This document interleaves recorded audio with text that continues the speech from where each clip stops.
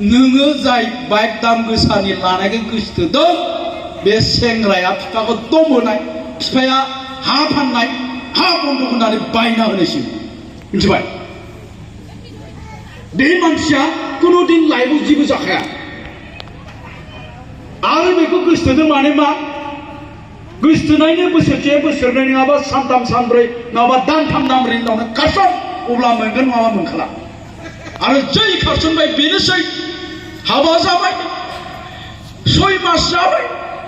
बाइकबो फानबाय मबाइलबो फानबाय हाब्लिहा सेलथायनानै खामला मावबाय थेबखोना गामसाया नोंनि संसारा बेनो जाहैगोन बै दाम गोसानि बाइक लानाय दाम गोसानि मबाइल लानायनाव थांबाथाय मिथिबाय बेखायनो गोसोआव लाखि आरो ओरैबायदिबो बाव मा साननो दा मा बुंनो हाबा जाब्रबबाय हाबा जानानै 6 मासावनो गारलायलायोबो 6 मासावबो गारलायनानै आरो बेलेग हिनजावाबो बेलेग गोसोथोनाय लाबाय हौवायाबो बेलेग गोसोथोनाय लाबाय मासि मोजां दुनियालै बे ओंखायनो सानो 20 बोसोरसो उनाव जन्म जानायमोनबा जोंबो गारलाय लालाय सयजनसो लागौमोन नांगोन सानलाय लाङो मालाबा गोसोखांबाथाय ओंखायनो बिफाखौसो रागा जोंनो आंसोला बे आफाया थाब हाबा जायामोनबा आंबो दा थाब बोरायामोन सेंग्राय थागौमोन सोमावमोन बायदि जागौमोन आरो नङाबा ओरैबो सानो साला फिसालायासो फिसा जानांगौमोनलै आंनि जानांगौ आंसो फिसाला जानांगौमोन मिनिस्रां सानलायलाङो आं मालाबा बिराद मोजां दुनियालै बा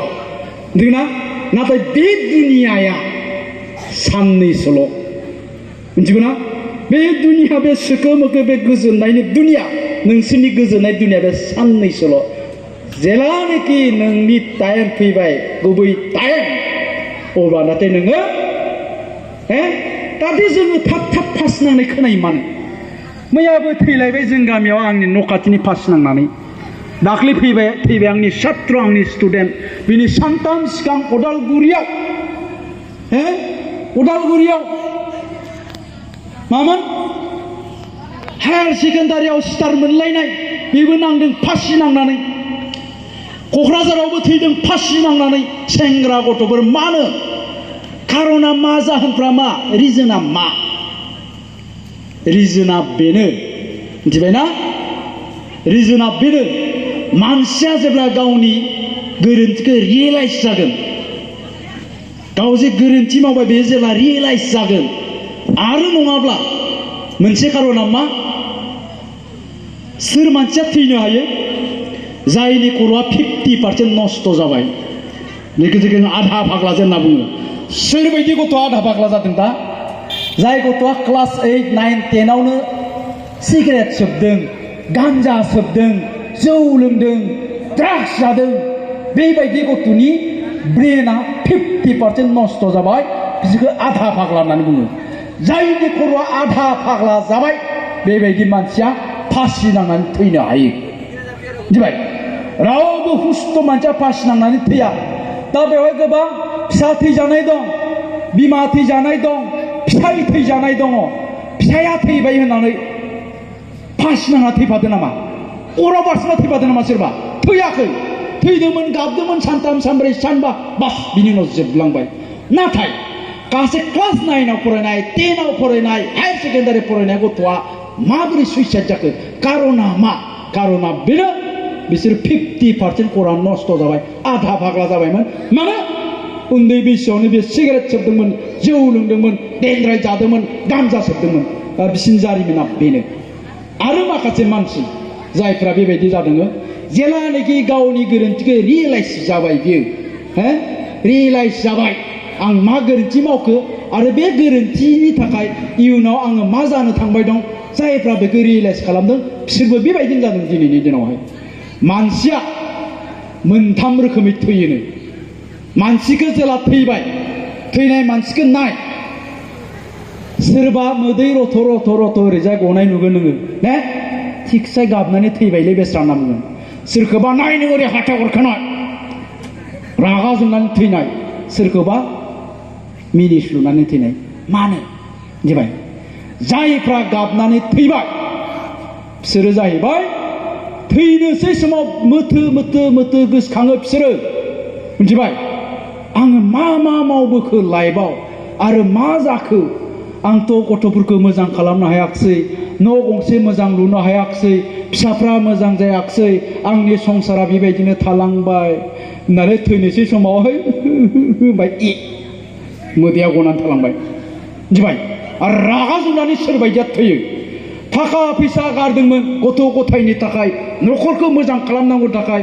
इसिबां थाखा गारबाय एसेबां फोरोंनो नाजाबाय गथ'आ मोजां जायाखिसै साख्रिबो मोनाखिसै जौसो फाग्ला जाबाय हिनजावसो फाग्ला जाबाय न'खरखौ सेस खालामबाय गावनि फिसा बेबायदिया थैनोसै समाव गोसोखांबाय गावनि गथ' गथायखौ साला कुत्ताफ्रा मा खालामखो नायबासो अरखेनानै दुब्ला नंगौ थैनाय मानसिखौ नायबानो जाबाय आरो सोर मिनिनानै थैयो मिथिबाय बिसोरबो गोसोखाङो आंनि गथ'खौ आं बहुद मोजां खालामनानै गारबोबाय आंनि गथ'खौ आं डक्टर खालामबाय आंनि गथ'नि थाखाय आं ओरै सम्पति गारबोबाय ओरै न' बां लुनानै होबोबाय आंनि खामानिया जोबखाबायमोन फिसाफ्रा सान्ति मोनजासिगोन मिनिनानै थैबाय बिसोरो दा गाबनानै थैनो रागा जोंनानै थैनो ना मिनिनानै थैनो जोङो मिथिबायना जोङो मिनिनानै थैनांगोन मिनि मिनि थैनो सोलोंनांगोन आरो मिनिनानै थैनोब्ला बेनो नै जोङो दा नैबे मुहुर्तआव बे टाइमावनो जोंनि बेबायदिनो जेसेबां सेंग्राफोर दङ बेबायदिनो जेसेबां बिमा बिफाफोर दङ बिसोरो गावबा गावनि साननायखौ सोलायनांसिगोन आं फोजोबनोसै गोलावद्रायबो जाबाय नङा होमबा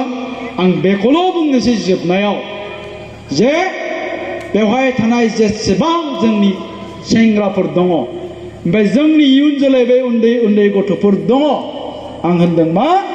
बिसोरो साफा साफा गियानि मानसि जानो हायो आरो साफा साफा doctor engineer IAS SCS IPS officer advocate जानो हायो बिसोरनि अनगायै रावबो जानाय नङा आरो जोङो बिसोरखौ खालामनोसै master professor doctor engineer businessmen leader खालामनोसै मालानिफ्राय जोङो दिनैनिफ्राय सिन्था खालामसै बेखौ दिनैनिफ्राय जुदि जों सिन्था खालामबायब्ला आं दहाय बुंनाया नायदो फैगौ 10-15-20 बोसोरनि उनावहाय बे जोंनि फिसाफोरखौ साफा साफा लेखा गोरों साफा साफा डक्टर साफा साफा इन्जिनियार मास्टार प्रफेसर जोङो जानाय नुगोन दिनैनिफ्राय जों सानबायबा सानगोन ना सानाखै दा